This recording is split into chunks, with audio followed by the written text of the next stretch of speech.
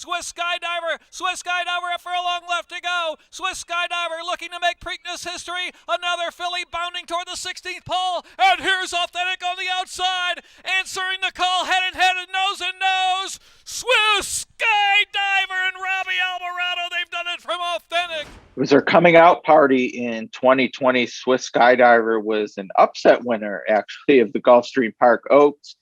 She went on to become 3-year-old filly champion and seen here winning the Preakness Stakes. Not sure the Preakness is in anyone's roadmap for this race, but I could best sum it up. Scott Shapiro is someone's going to get 100 points.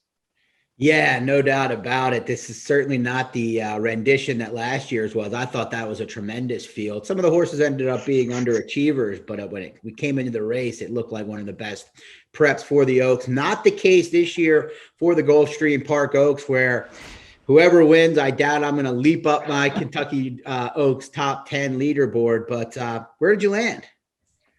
I landed on Bobo Girl. We'll see if we actually get 8-1, but I'd love to see Justin Dew's reaction if this filly gets the job done for Dale Romans. And Romans is one of those trainers you always try to catch at the price. He's capable of springing an upset, and when you land on it, it feels pretty good. And this one feels like maybe she's going in the right direction. Really slow pace based on the Bristnet numbers. In that gate to wire win, the funky mile in the 16th distance. But what attracts me to her, even with the slow pace and the gate to wire win, she came home with 100 late pace rating. So she still accelerated. She finished how you would expect given the slow pace, and maybe just a filly going in the right direction against a group that isn't. She has come home quick in all three of her races. In fact, even the debut effort at Churchill when she ran fourth. But I like what you're doing here, because I don't think, like you said, it's a field of horses that are potentially on the upswing. So getting a horse coming off a maiden win doesn't seem as unrealistic as it often might at times. And Corey Lanery, I'm a fan. I know others might not be. Maybe not. Maybe has some limitations, but I think he'll sit the pocket trip with this horse. Made the lead last time almost by accident. I went with Milfew. I expect this horse to probably be one of the favorites when all is said and done. Took a ton of support, got a lot of buzz in the Devona Dale, but I like to stretch out to 2 turns. And I thought had a little bit of a tough trip last time out, got shuffled back. I don't know if she was full of run by any stretch, but when I look at this field, I'm just underwhelmed. And I think the outside draw, the stretch out to 2 turns, second start of the form cycle, I think Milfew has the most upside in here. So I'm willing to back her in this spot. Yeah, I agree. And if you look at the other horse on the morning line, they say is going to take money, Con Lima, who's 3-1 on the line. I don't see it. I absolutely think Milfew will be the favorite, and certainly at this point, not trying to say she's anywhere near the aura of Royal Delta, but just looking at the running lines and what Royal Delta did at 2 and her early 3-year-old season, there are some parallels here. Royal Delta laid a huge egg in her 3-year-old debut at Tampa Bay Downs.